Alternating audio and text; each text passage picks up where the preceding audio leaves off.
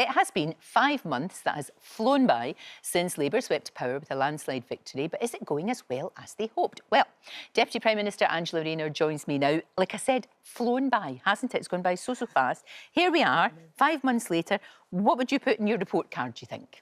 Well, I think there's things that we've done and there's more to do. So we've already introduced legislation around making sure we can get the 1.5 million homes, making sure that we're tackling the homelessness. We've got 150,000 children, Lorraine, in temporary accommodation this Christmas. So really focused on trying to tackle that. And new employment rights bill, which was my flagship bill to make sure we can improve employment, increase the minimum wage for over 3 million workers from April next year. So lots of work done. Lots of work to do. Lots of work to do, you're absolutely right, because there have been a couple of own goals scored, I would say, and there was maybe a sense of disappointment in a way. What's been the hardest thing for you coming into power? Is it all you've expected it to be? Have there been things that you've got frustrated about that you want to get done quickly and you're not able to? I think the frustration for me is I always want things done like yesterday, and I've always been like that, so I'm eager to prove that I could do it and also make change. So, and government doesn't work as quickly as that. You have to go through lots of processes, lots of consultations that you have to do before you introduce new legislation. So sometimes that can feel a bit like you're bogged down in the weeds. I can understand that completely. It's like trying to turn around a massive ship. You know what direction you want to go in. Yes. But it's like getting there is incredibly frustrating. Anyone in public life, and we've talked about this before, they're going to come under scrutiny, especially if you're a woman, though. And has it got worse, or is it just the same? I think for me it's just the same, because there's always been this fascination, because I'm not your average politician and my background, and, you know, people know that I'm from a very working class background.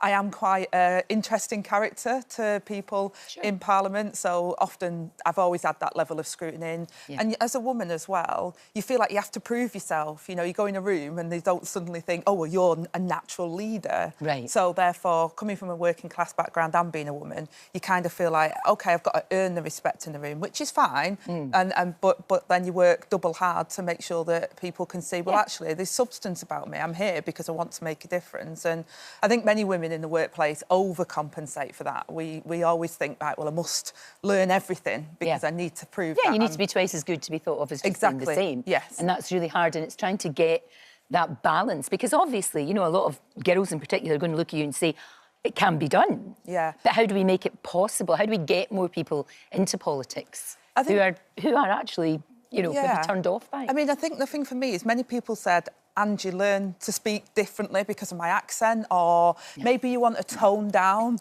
your personality a bit over here because people won't take you seriously. And I thought about that a lot, and I thought, well, I've got to be true to myself.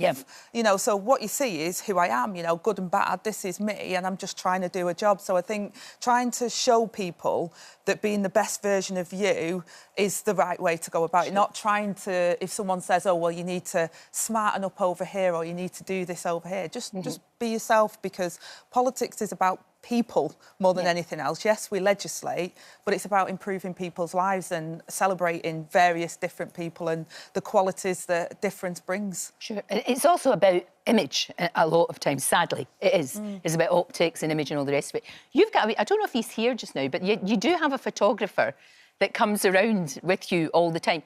Why do you have this chap following you around? What's the reason for that? What's the plan? Again, there's a kind of balance to be had, because sometimes you get, well, you never see her, or oh, she's only doing that for a photo opportunity. So you kind of try and strike the right balance between letting people know what you're doing and where you are, and then there's others that will then criticise and say, well, you're just trying to project an image of what you're doing. So it's kind of trying to strike the balance between seriousness of, here's me, this is what I'm doing, and also the...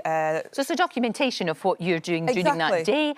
Obviously, we live in a world of social media. Is it about that as well, just trying to get that it's the human side as well. It's the behind the scenes, you know. I remember the first time I went to a supermarket to do a thing on the employment bill, and I went behind the scenes in the supermarket, and I thought, like, wow, you never get to see this bit. So in a lot of things I do, I went to the Albert Hall and read some poems at a charity event. I went backstage at the Albert Hall. Who gets to go backstage at the Albert Hall? This is true. So it's just nice that people get to see that element of what I do, as well as the stuff they see when I'm on the camera with you.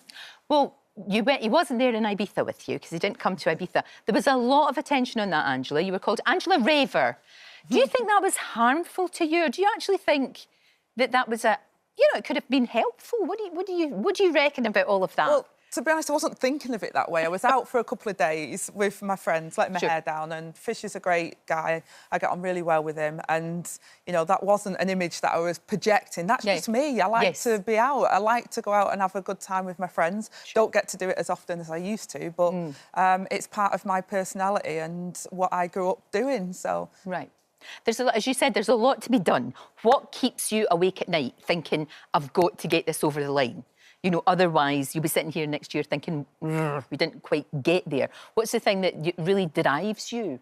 So there's two things that I'm really responsible for. One is the employment bill, which is about giving people secure work, and the other is about housing. So I've got this target of 1.5 million homes by the end of this Parliament. It's that's a hell of a big target. Do you think you'll do it? Yeah, because every time someone's told me I can't do something, I go hell for leather to make sure I can. And there's no way I would have let the Prime Minister say, here's 1.5 million homes target, and then not give me the tools to do it. It is a stretch target. Because that could be hung around your neck, it really could. That could be something we're determined to do it. And the whole of the Cabinet, to be fair, are with me, because we've got to have transport, connections, infrastructure. We know we haven't got enough GPs as it is. So if we're building the houses, you've got to build the infrastructure around it as well. So that's the whole government that has to work with me on it. And they're all up for this challenge. So, so that's really what you're focused on. Really making sure that's right. Making sure we've got the people to build them. Yes. We've got the tools now. Because of Brexit, it's very difficult to get hold of. People forget, but it's actually really difficult. There's a real shortage. Anybody in the building trade will tell you that. So it's a big one. That's a big mountain to climb. There is. And Bridget, our Education Secretary, has been working brilliantly.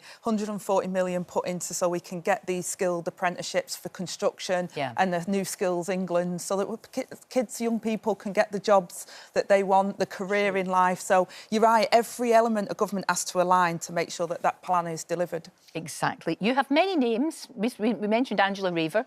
Grangela. Yes. Grangela, because you are a grandmother. I'm a granny, yeah. Did that change You're you? a granny as well. I know, it's the best. Honestly, Angela, it's the best thing in the world. That's a gorgeous photograph. It does change you, doesn't it? Because this wee tiny person, you've got to make sure that there's... All of a sudden, you really worry about the future? Yeah. Or you think about it more, perhaps? You do, and when they're your grandchild, like with your children, if they fall off, you're like, oh, get up, it's fine. But when it's your grandchild, it's like having that Ming vase. You're like, and when you look after them, you're like, oh, my God, they're so precious. Like, don't do that. And you're so much more protective of them. Yeah. And then, of course, you give them more treats than you'd have ever given your own children, because you wouldn't have allowed them to eat all those sweets, knowing full well it was going to be difficult to get them to sleep. So I think as a granny, you can be a little bit more naughty than what you are as a parent. Could not agree more. Angela, thank you so much. Great to see you. Thank you. Have a lovely Christmas. Sorry, I'm coughing all over the place. It's awful. Thank you very much. Thank you. Thank you.